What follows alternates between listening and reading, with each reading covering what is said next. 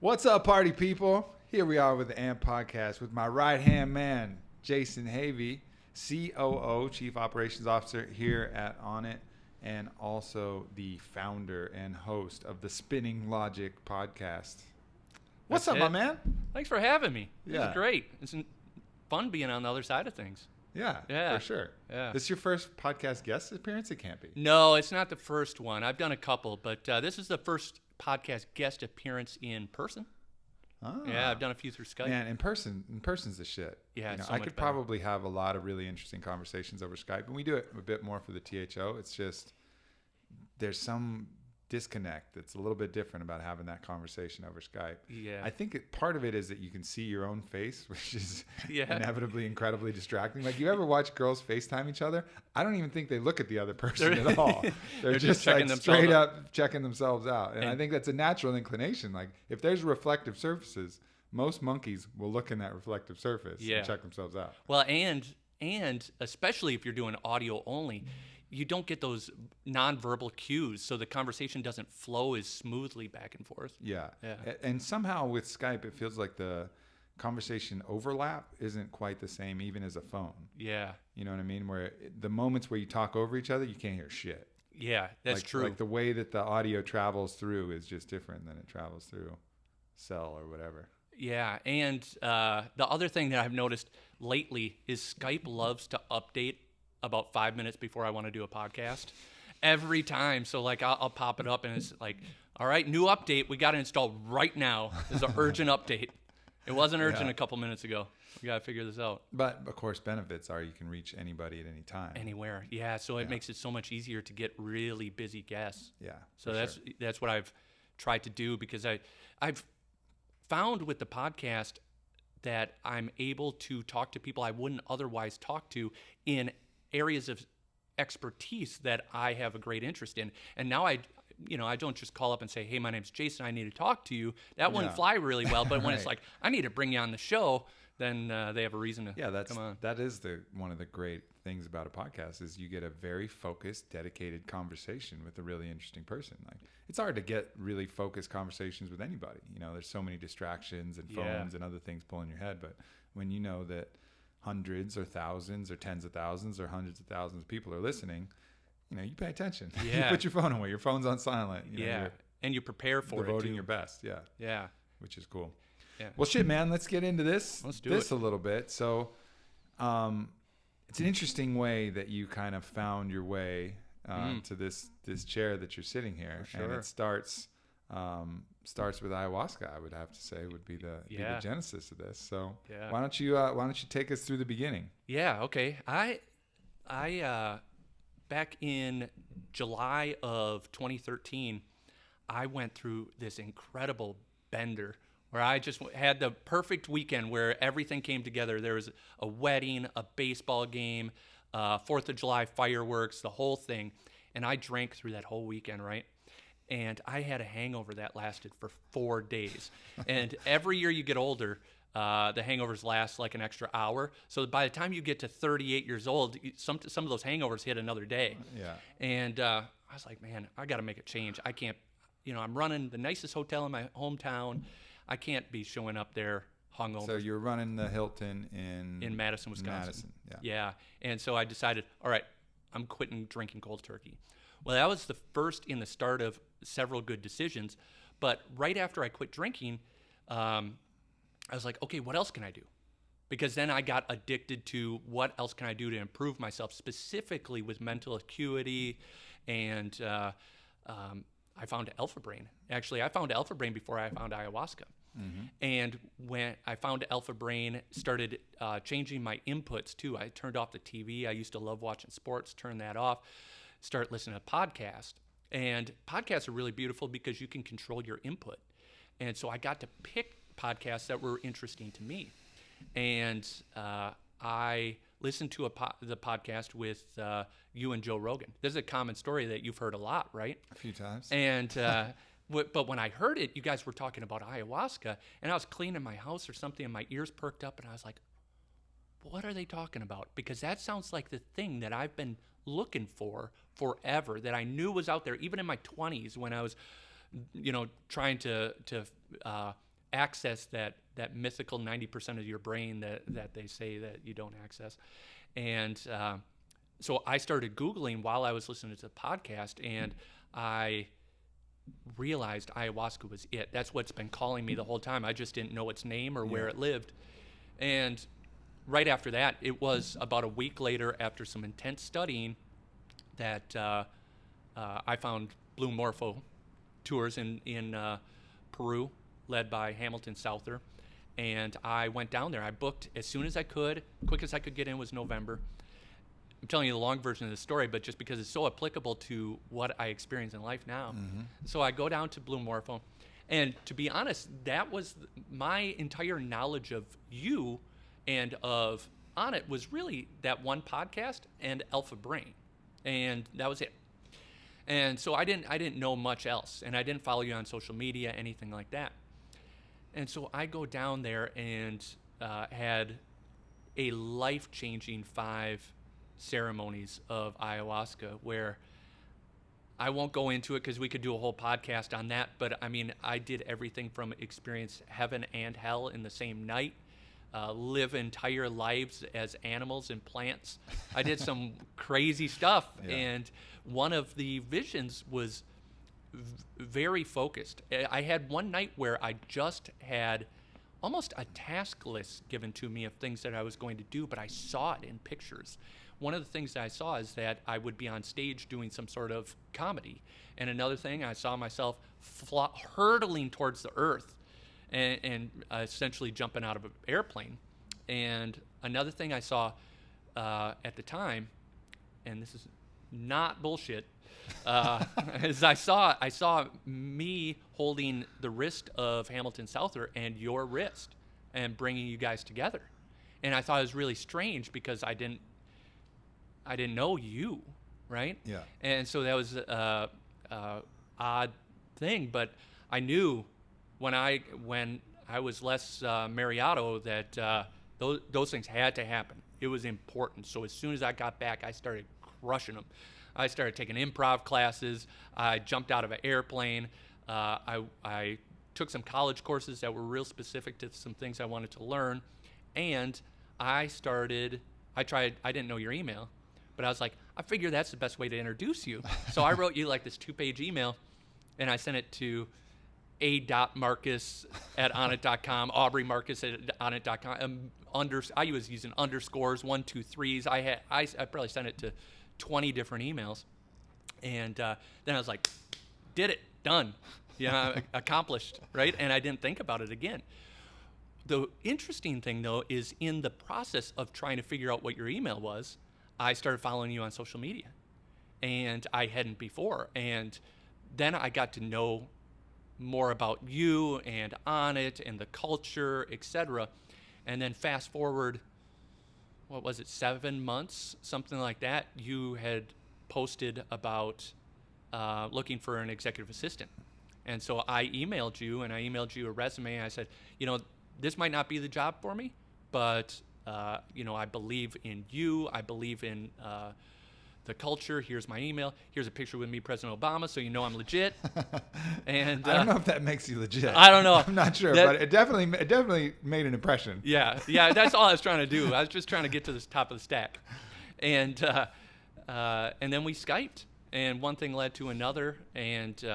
It sounds like an ad for eHarmony right now. Yeah, right? Yeah, we had biochemistry, and came down here, and now I'm going to fast forward the story a little bit. Didn't get that job as executive assistant, but eventually got the job that I have now. Yeah, you were the most ridiculously overqualified individual for that job. Yeah. That would have never made sense. It's funny to this day, I see people apply that still have the same things in their cover letters that I have, where it's like, I will work there for free. You do not have to pay me. And I'm like, I know where you're coming from, but I was there. But after I start, so I am not really thinking about this vision anymore. But a couple months after being here, I talked to you about Hamilton, and said that I think he was coming to Austin to go to the One Center or something, and hooked it up so you guys can meet. Yeah. And then you did a podcast with him, where I was just standing in this room on the other side of the table, And I saw you guys sitting there. And I was like, oh, that's it. And I just had chills go through my body. Like, that's what I saw. That's almost exactly what I saw. And Yeah, so, that like, was- paradoxically, it doesn't fit into a linear timeline, but it still ended up the way it was supposed to. No doubt. The visions were fulfilled. Yeah. Yeah, that's a cool thing. In my ayahuasca vision, I've told the story a million times, but I saw Onnit at this place that it is now and beyond. I saw all of that, and I saw the steps needed to make it happen. It can give you these mystical visions. As you said, you live the life of many animals. I talked to a bunch of animals and spirits, and I've been to heaven, I've been to hell, I've been to all of these different places. Obviously, the names don't necessarily apply, but occasionally you get very specific tasks. Yeah. It's like, this is what you got to do, bro. Yeah. And that's really, really interesting when that happens, and it's really cool when you get an opportunity to fulfill those tasks. Yeah, it's emboldening too, because I know I'm at the right place at the right time. Yeah. And now I'm at this place where I've fulfilled the things that were on that task list, every one of them. But I don't feel the need to go back for ayahuasca right now. The plant is not calling me, so I'm not pushing it. Yeah.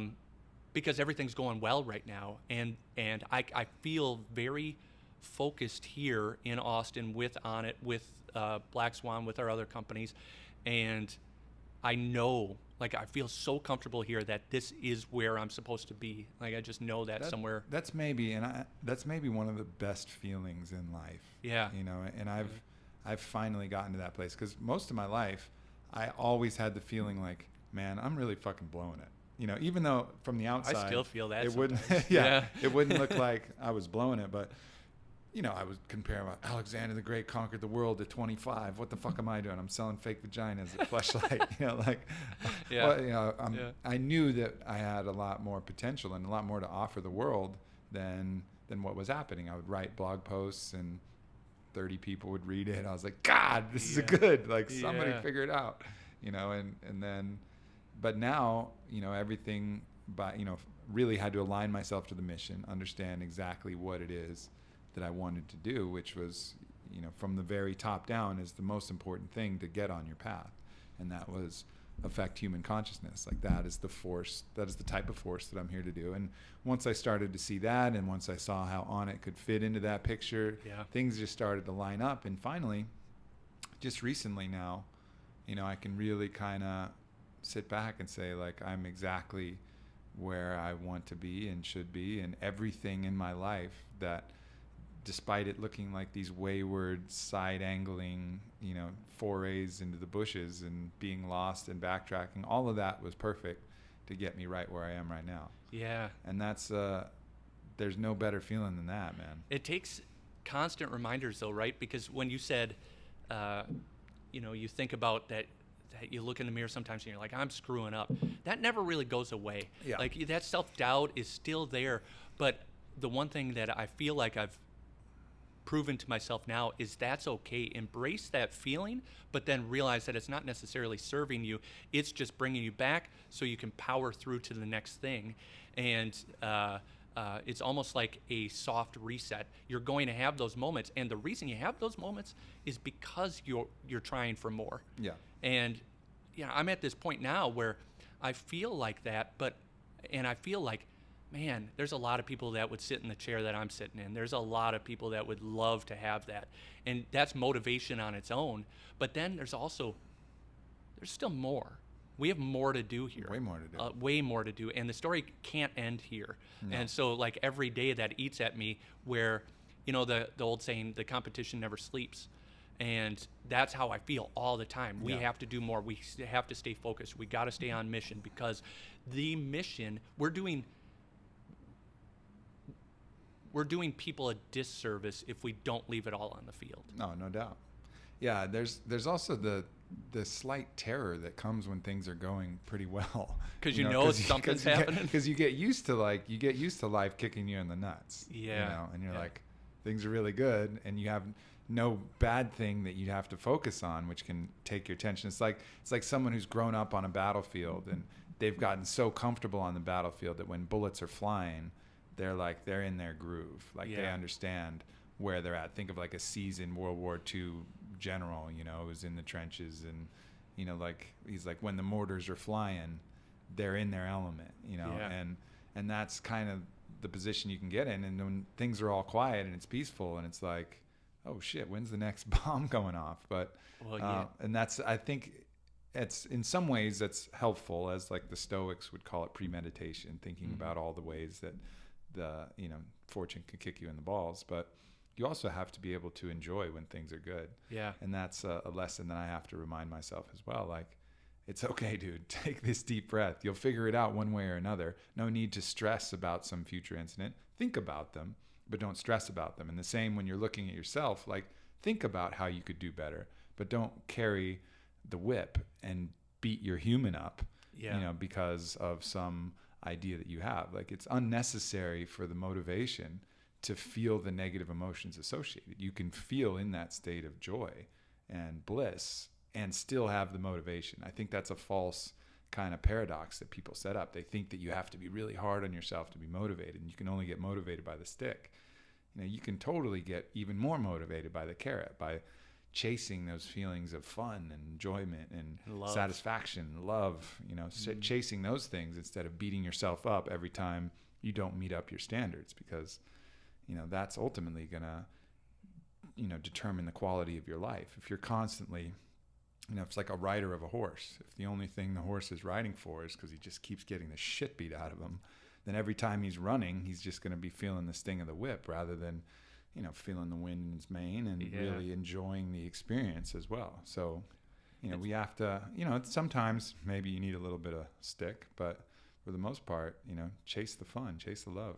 Yeah, that's a weird thing about humanity, and I think it still stems from us having thousands of years living at the lowest level of Maslow's hierarchy of needs, where we almost seek out adversity and we lack attention and we default to fear because that's what kept us alive. Yeah. And now those things don't serve us as much now that the world is obviously a much safer place than it was then.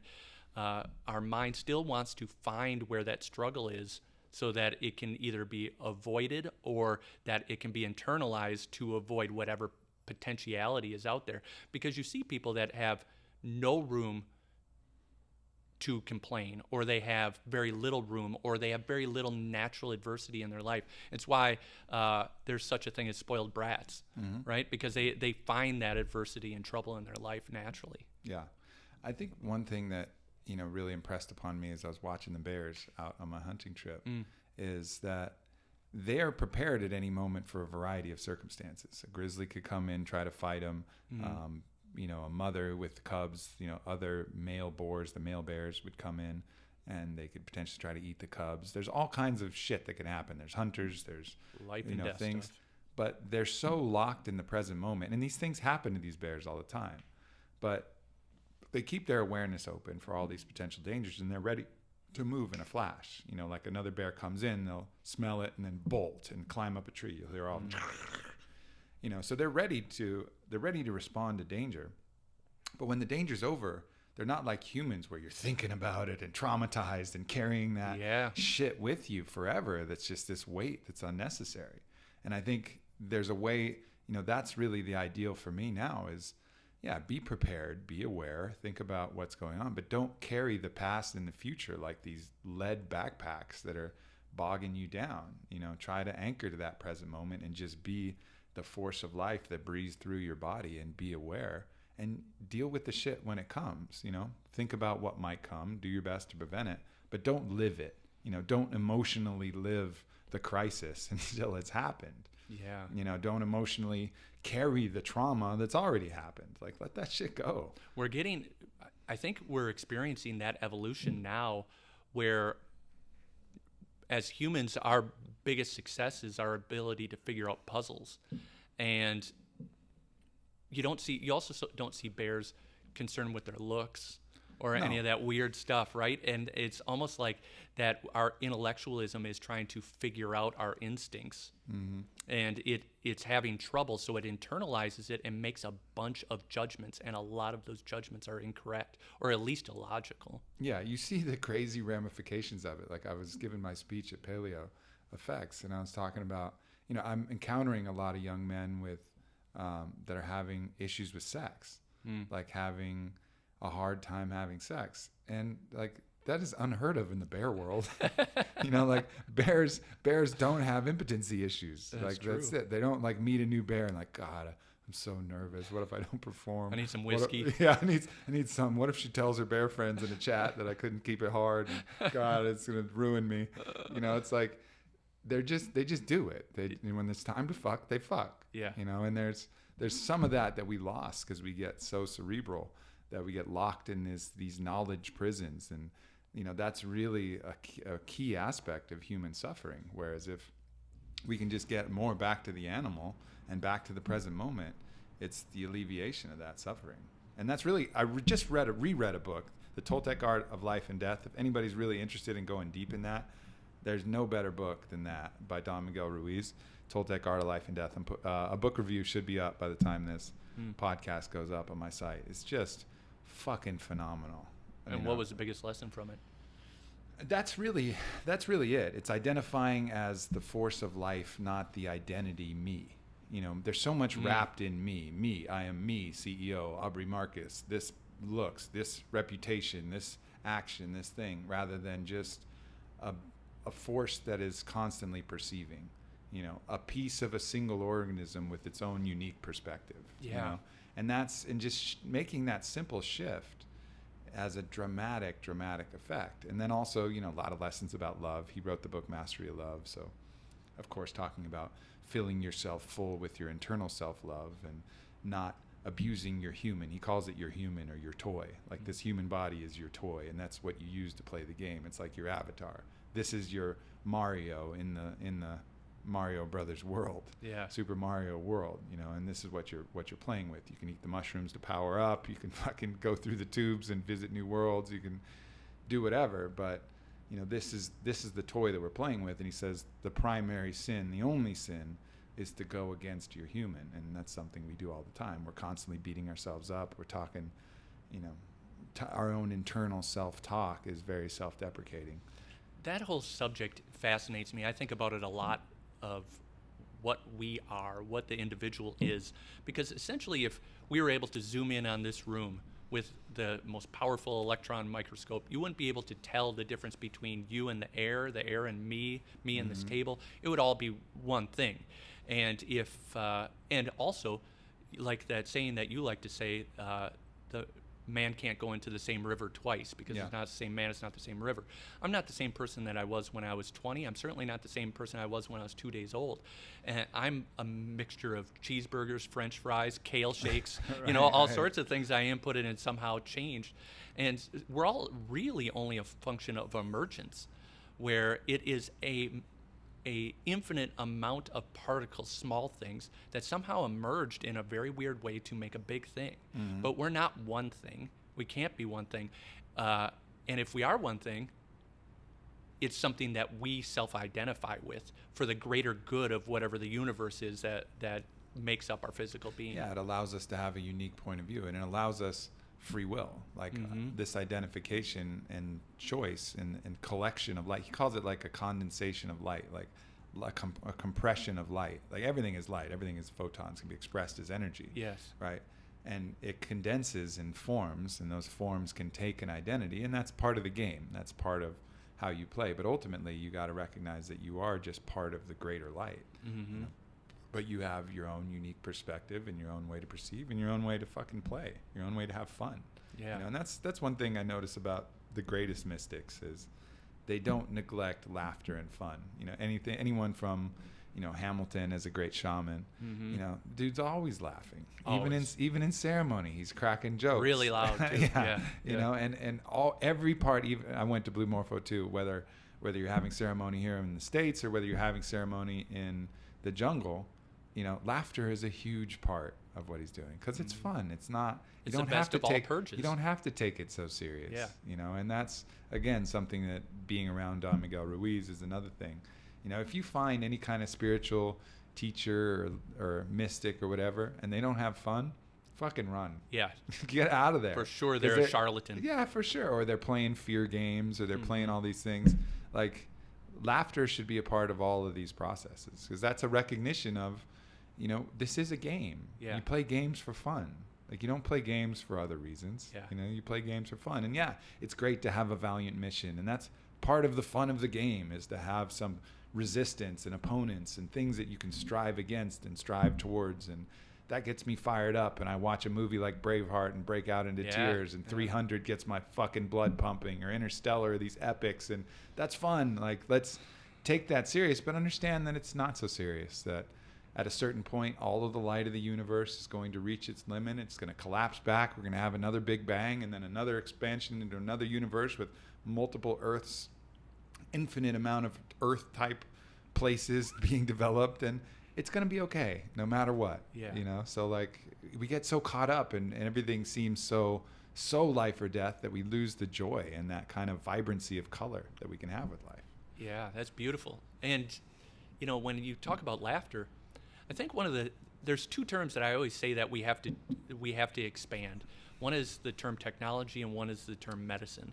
And there's a reason that people say laughter is the best medicine, because it legitimately is, because it's the most usable medicine there is, and it's the most fun. It's the best one to use. Yeah. But it's not just laughter. Like, music's a medicine. Anything that can enhance your mood or your being creates a chemical shift in your body where things actually change. Mm-hmm. And anybody that has that song, that go-to song that they have, either to hype themselves up or make themselves cry or whatever it is, they're using different forms of medicine. Yeah. Yeah.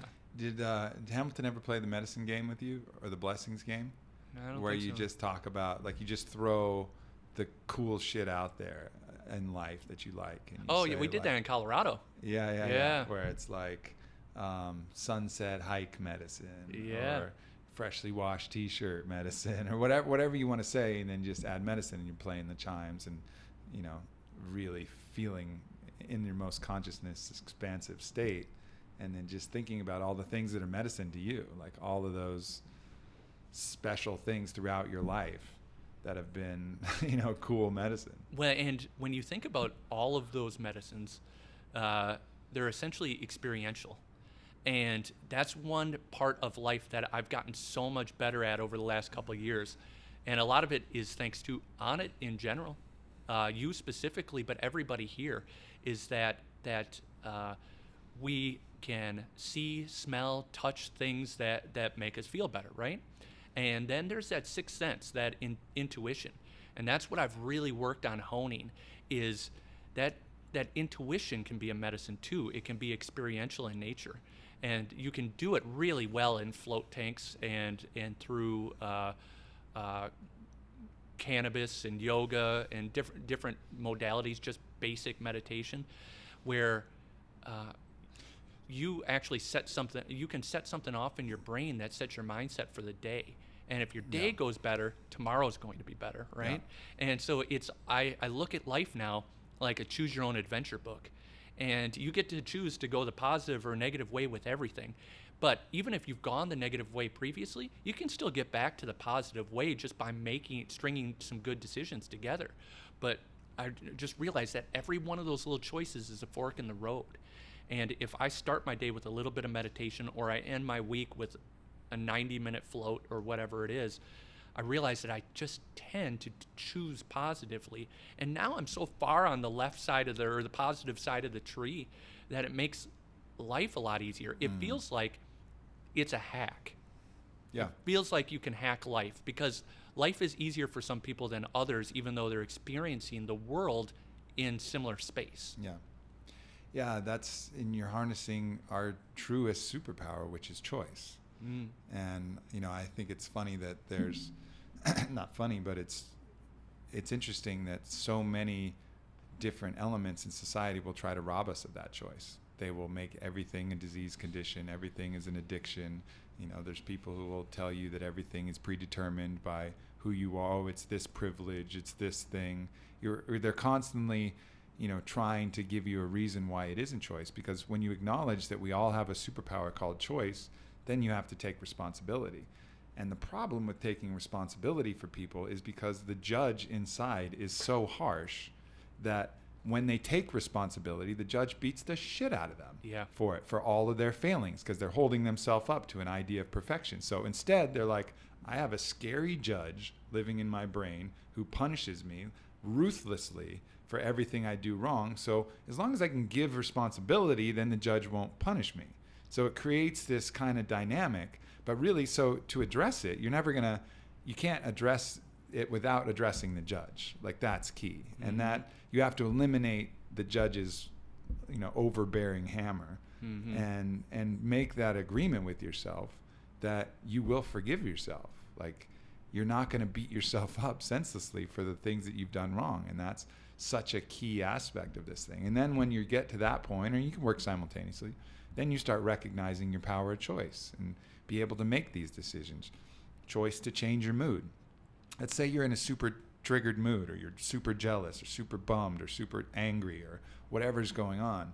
You might not be able to just choose to be happy. Like, I choose to be happy. That's a gangster move. Some people can do it. Like, I've seen people. And actually, like, Siberian mystics will work with playing with their emotions so they can go be really fluid and intentionally move from anger to love to fear to excitement. And they play with these games with their emotions to show themselves how malleable it is.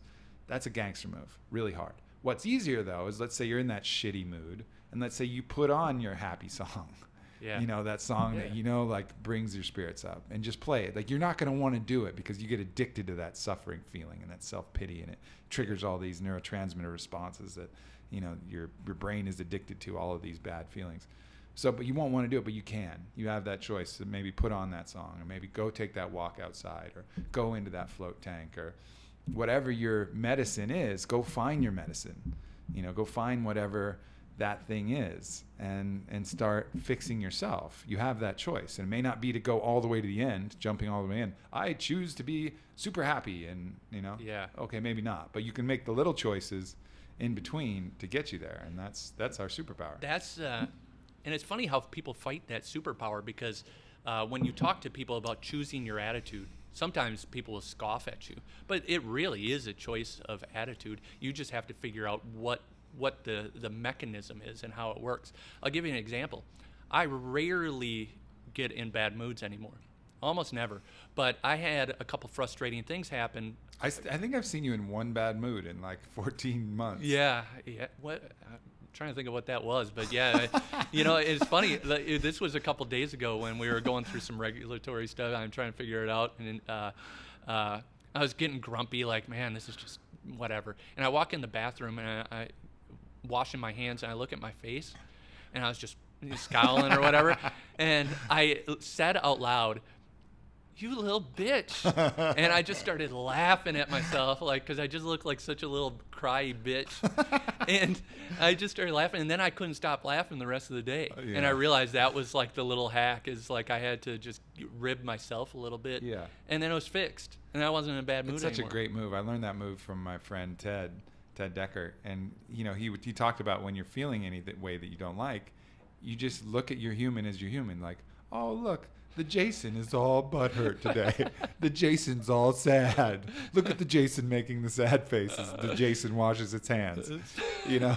Like, and I'll do that to me. Like, oh, look at the Aubrey. Look at the Aubrey feeling sorry for himself in his Tesla. Like driving home from the fucking greatest job on the planet that he created. Yeah. Look at the Aubrey. Poor Aubrey. Poor Aubrey. That's so funny. And then you laugh. You have to laugh at the ridiculousness. That's a total Anthony Robbins move too. He really, back when I told you in my 20s, I was looking for anything to figure out how to access my brain. Did you walk on coals and shit? No, I didn't do the whole thing, no. But Anthony Robbins, I started listening to him, and that was one thing that I really took from him, is how to play those mind games. Like, he'd say, if somebody's bothering you, tonight, when you think about him, turn him into a cartoon character that's just like really grossly angry, with a big head and little sizzle lines coming out of their ears, and when you think about it like that, it almost becomes comical. So next time you see it, it doesn't bother you. It's like, oh, there goes that comic book character again. Yeah. Yeah, it's so much of life is dealing with emotions. Emotions are what create the real signals in our body, be it stress or fear or anger. They really color our experience. That's the palette and the paintbrush that determines the quality of our life. So, getting mastery over that is really at the core of so many of these great traditions. And then, so there's some of the more practical mental aspects like I talked about, or like Tony talked about, how to deal with it. And then you have more spiritual foundations like the Hawaiian kahunas, who have the Ho'oponopono philosophy, which is you see something that's bothering you in that other person, then you go deep within yourself and you find that same thing, and you forgive yourself for that thing that is in you. And in doing so, you forgive them, really solidifying that universal truth that we are all, one being with infinite, variety of different perspectives. So that they are you and you are them. And so you go inside yourself and find that thing. And that's incredibly powerful too. Yeah. And all of these different ways, or you treat it head on like the Siberian mystics, and play with your emotions and do these exercises where it's kind of like being a crazy person, where you're trying to actually make yourself happy, sad, scared, angry, all of these things, and just keep it fluid. But dealing with your emotions is absolutely key. And I think one thing that people do, though, is one mistake is people kind of withdraw completely from the emotional body. And that's kind of like a standard mystic move. And it's a pretty good move, I'm more comfortable doing that actually than doing the other. Like I tried to do the Siberian exercises. Where you just live within it. I hated it. Yeah, I hated it. I talked to Hamilton about it. And I was like, man, that was so hard for me. He was like, yeah, totally. I understand. Like living in the emotional body is like throwing yourself in the whirlpool with the waves crashing around and practicing your swimming that way. Whereas you can just decide, no, I'm only going to be in this tranquil pond. Yeah. But the problem is that inevitably you will find yourself in that whirlpool and in the waves. So you got to train in those environments too. You got to do a little bit of both. You can't just always withdraw.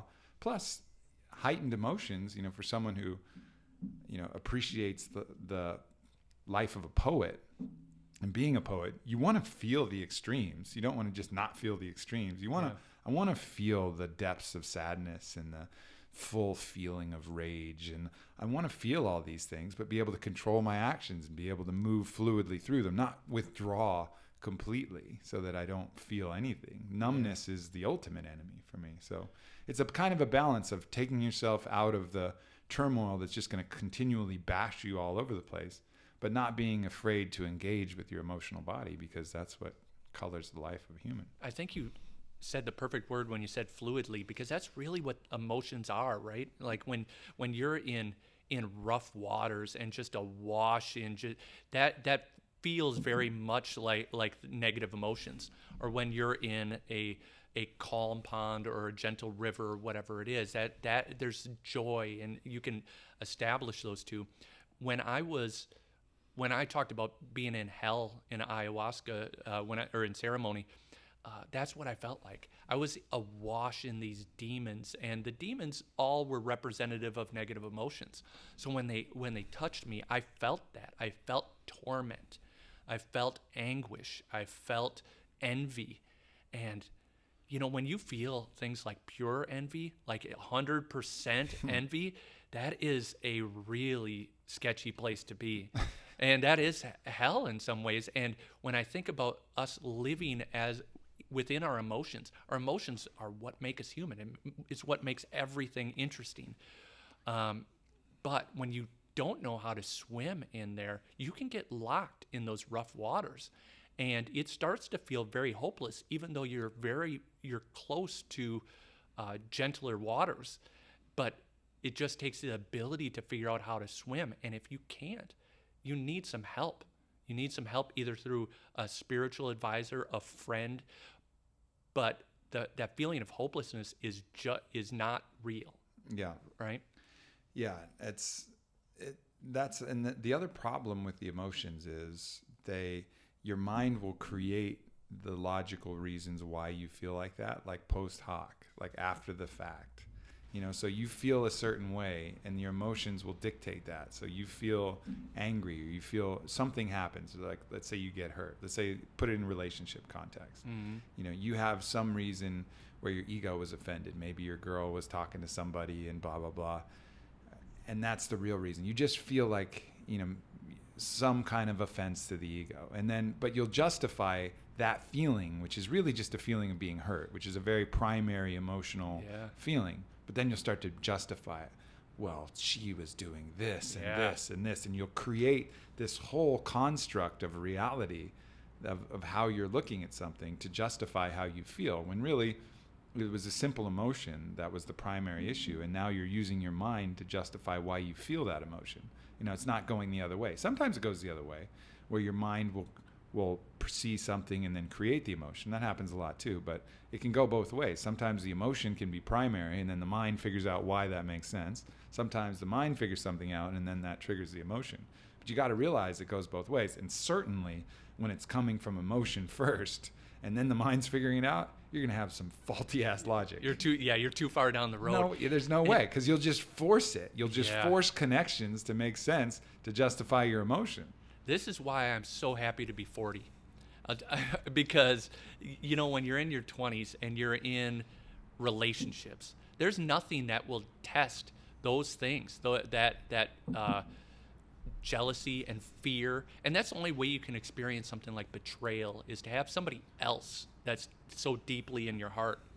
And when you feel wronged, that's one of the most difficult feelings in the world to understand, but then to react to. Yeah. And I mean, I would guess 90+% of the people listening have felt that before, and it manifested itself 100% probably, right? And it manifested itself in a bad way, where you punch a wall, or you go, you call somebody 100 times at 4 a.m. because they're not answering, or you do something silly like that, and you look back on it like, why was I doing that? But it overtakes you with such veracity that it's really hard to calculate. It's really hard for your logical brain to catch up to how far the emotion is ahead of it. Yeah.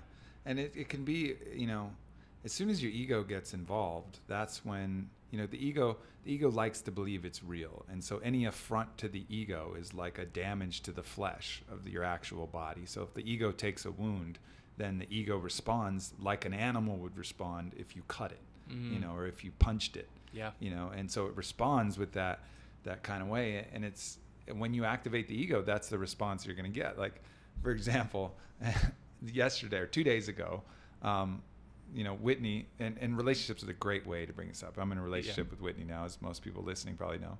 And so she goes out and gets a spray tan. And I fucking hate spray tans. Like, I fucking hate them. There's like few things in life that I hate more than spray tans. I hate the smell. I hate the look. I hate the whole idea of doing it is just repulsive to me. Right. And she was pretty aware of that. Right. Yeah. But she decided to go get it. She had some fucking photo shoot that she thinks makes her look better or whatever. So I'm processing this, and I saw clearly two channels, because I've had this argument before with a previous girlfriend, and it was a disaster, like knock down, drag out. Yeah. And so, which is crazy. It's a spray tan, right? Yeah. So I saw this. One avenue was, dude, it's a fucking spray tan. Deal with it. Make some funny comments on social media and get over it. Yep. You know what I mean? Which I did. But then there was the other thing. Then there was the other side, which was this treacherous pathway of like, she knows I hated spray tan. Did it anyway. She did it on purpose. She did it to offend me and undermine me and make sure that I could smell it when I was in this whole ego-based fucking demon. And I would walk like a couple steps down that pathway and just get pissed and be like, "What are you doing, dude? Yeah. That's not it. She just wanted to spray tan. Like, she has chill a photo out." shoot. Yeah, she has a photo shoot. Yeah. Not a big deal. So it was this funny thing of like these two distinct pathways. One where the ego was active and took offense to this. How dare you? That's what the ego always says. If you ever hear yourself saying, "How dare you?" definitely the ego. Yeah. Like, check that, because that's all the ego. How dare you get a spray tan when you know I hate them? That's that path, and that was the activation of the ego demon. And then the other path was just whatever. It's silly. It's stupid. Like, deal with it. Not a big deal. And it was funny to have that clear dichotomy and walk a few steps down each path and see how that made was me the feel. choice. That was the fork in the Choice. road, and you got to choose. Yeah. Yeah. And it's all about checking yourself. That's the biggest thing that I think has been influential in my life, is I try to check myself at every decision. And the more introspective I get, the more I keep myself in check. A lot of times, the Dunning-Kruger effect, right? Where people There's some people that aren't aware of their own level of incompetence, right? So they very boldly and confidently go down incorrect paths. And that's just purely from a lack of introspection, because if they were really self-examining, they would eventually start giving themselves red flags to say, oh, when I hit my head against the wall, it hurts. I should not do that again. And with introspection, you should naturally, just like muscle memory, except this is actual memory, start making good decisions more consistently, solely based on experiential data.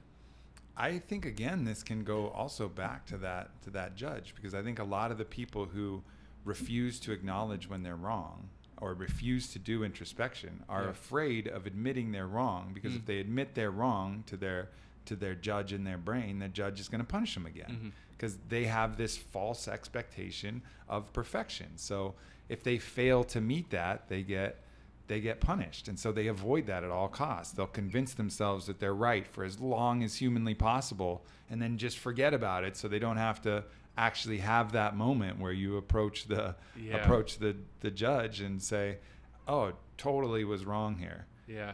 Like, made a big mistake. That's cool. That's what is going to happen over and over again in life. You're going to continually make mistakes, and hopefully you learn from them. And have a totally different perspective. And when your judge is on your side and is cool like that, and it's kind of like your overmind, you'd be like, yeah, you talk with that overmind, be like, yeah, man, fuck that one, but I learned, and the judge, instead of punishing you, he's like, oh, cool, good for you. That's what life is. And the correction is you're taking the easiest off ramp as opposed to the one that goes off the cliff. Yeah, it's and so you develop that positive relationship with your whole mind and core, so that you're not abusing yourself, and then all of a sudden it's easy to admit you're wrong. Like, oh yeah, I was wrong. That's cool. Yeah. It's not such a big deal, and you're not afraid of introspection, and you're not afraid of these different things. I find that with psychedelics too. I think that's probably the thing that people are afraid of the most. For sure. Is like them looking at their path and being like, God damn, I'm doing the wrong thing, or like whatever. And I have a lot of people who are like really clearly doing what they should be doing. An athlete, or like a world-class hockey player who loves playing hockey or whatever, and they'll be like, I'm just afraid that it's going to tell me I don't want to play hockey anymore. I'm like, I'm not going to fucking tell you don't want to play hockey anymore. It's not like a random magic 8 ball. It's going to be like, hockey. Nope, not for you. If it tells you something, it should tell you something. You're now a painter. Yeah, exactly. If it's going to tell you something, it's going to tell you the right thing. Like, there's no reason to be afraid of it. Like, don't be afraid of your own introspection and your own analysis of these issues. Like, the sooner you find out the truth, the better. It's funny. I got to admit something now. So everybody worries about that the first time they do ayahuasca. Like, what is it going to come up? I don't want it to change the parts of me I like, right?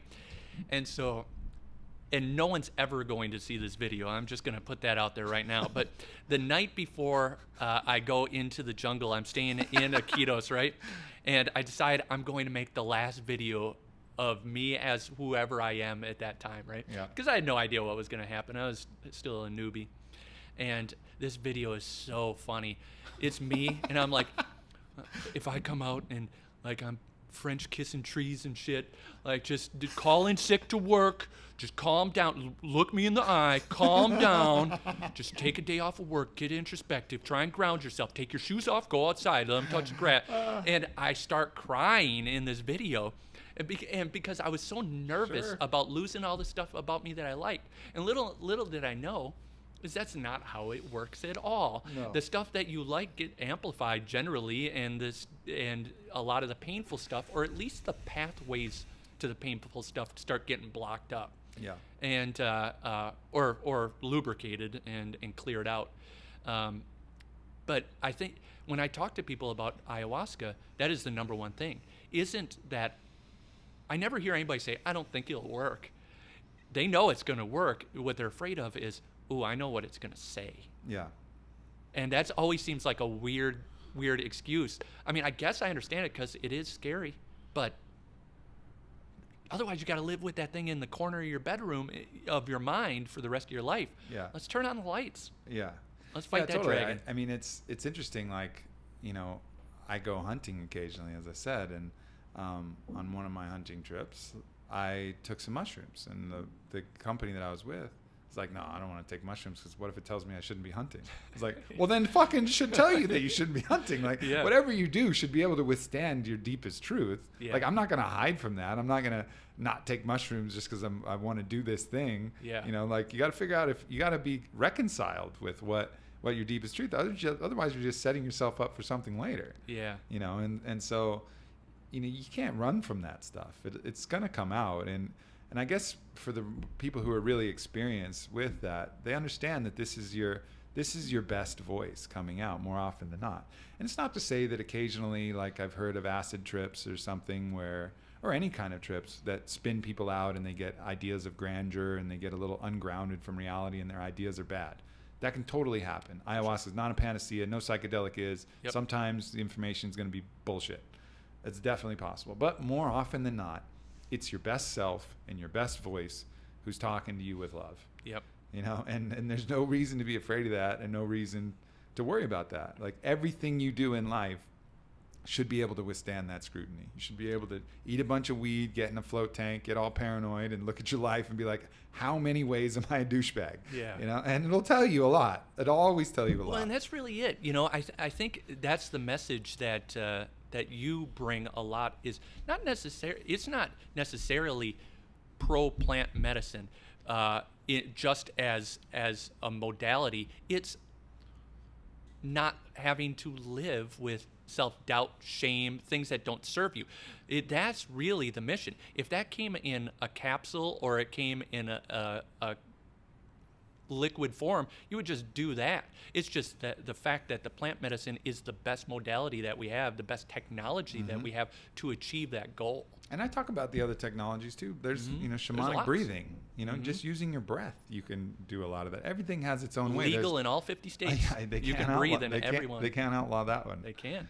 Yeah. And, you know, there's a million ways to get there, but the plants have their own specific wisdom. These are, you know, I think Hamilton describes it in the coolest way, in that these are ascended masters so wise that for them to incarnate as humans, it wouldn't even make sense. So they had to incarnate as something more steady, you know, a plant and a plant ally. And, you know, whether you believe that or not, doesn't matter, but it's kind of a cool metaphor for what these things are. They're like teachers that are so wise that them even having a voice and having the imperfections of humanity in the way that humans kind of flow in the breeze, it wouldn't even make sense. But having this steady wisdom embodied in a plant that will access your own highest wisdom and help you figure it out, because that's what any great teacher does. You know, like, I think the lowest level of teacher tells you something, you know, and shows you how to do something. And then the next level of teacher, well, the lowest level just tells you something and provides that service for you. Like, here, let me do this for you. I will absolve you of your sin myself as priest. I do this thing for you. You can't do it yourself. Next level is teaching you how to do it yourself. Here's how you absolve yourself, so you don't need me anymore. And then the final level is just to always remind you that you're always whole. You're already perfect. Yeah. You know, and that's what these plants almost always tend to do, is like, you're a great motherfucker. You're a beautiful human being. You're love embodied. Here are the ways that you're not, you know, there's the ways that you can get to that more easily. Yeah. You know, here are the blocks that you have. Here are the obstacles to preventing you from your highest potential. Isn't that's the best thing, is being able to see humanity and really love, like genuinely love everybody's uniqueness. I think everybody is so funny. We're all just stupid bitches. Yeah. We're just funny people doing funny things, and I get so much enjoyment even out of some people that are negative or whatever it is. You switch the anger to compassion for all those, and then in the compassion's a funny emotion too, because it has some humor associated with it, where you're able to laugh off things that used to turn you upset or angry or envious or whatever it is. You have compassion for other people's, they're not even faults, they're just uniquenesses. Yeah, no doubt. In their capacity. Yeah, and then that's looking at life that way, you know, that's the most inspiring way to look at it, because then you're motivated to help humanity. You know, I think when I lose that is when I'm the least motivated and the most unhappy, when I look at people and I just see their faults and I judge them and think, fuck these people. Like you get a string of haters on social media, or somebody just causes you to close up and be like, man, what the fuck am I doing this for anyways?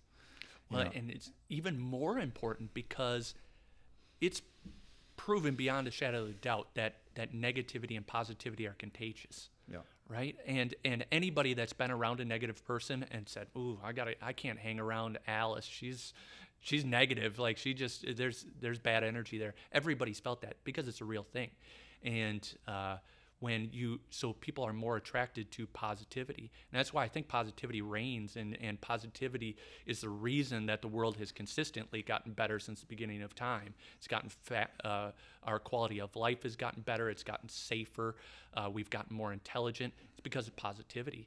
And so it's imperative that people source that positivity because you want to be on the winning side. Yeah. Right. And positivity will reign eventually, and you can spread it to other people.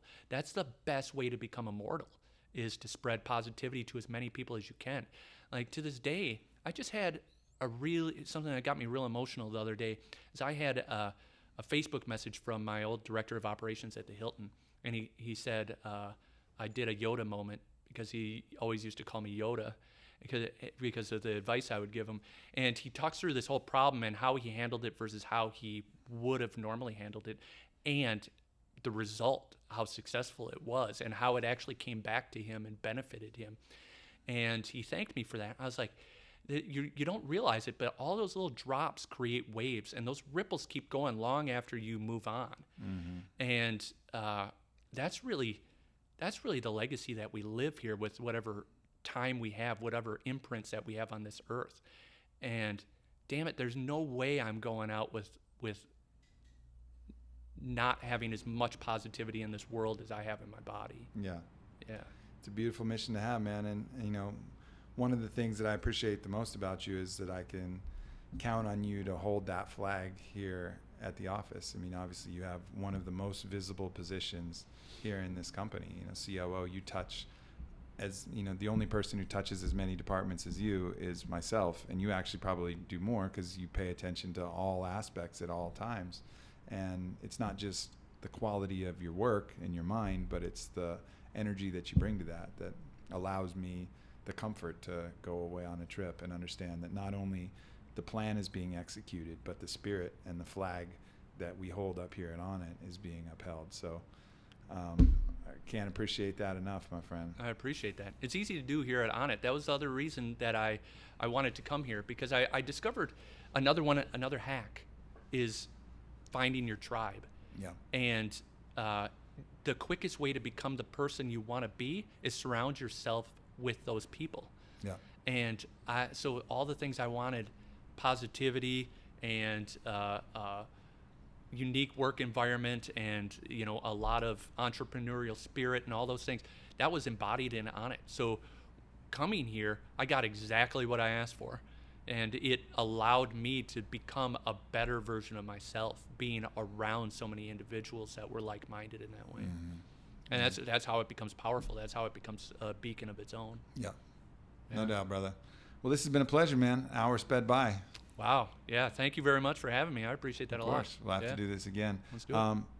Follow you on the Spinning Logic podcast. Any other social media or anything that? Everything's listed at jasonhavey.com. It's JASONHAV as in Victor EY.com, and that gets you to the Instagram and all that good stuff. And you'll be posting the night before ayahuasca pep talk to YouTube on jasonhavey.com. For sure.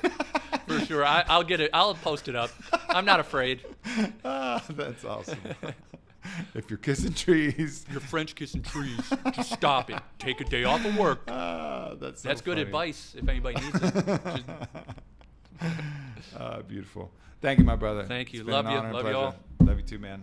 Love you guys. Bye-bye.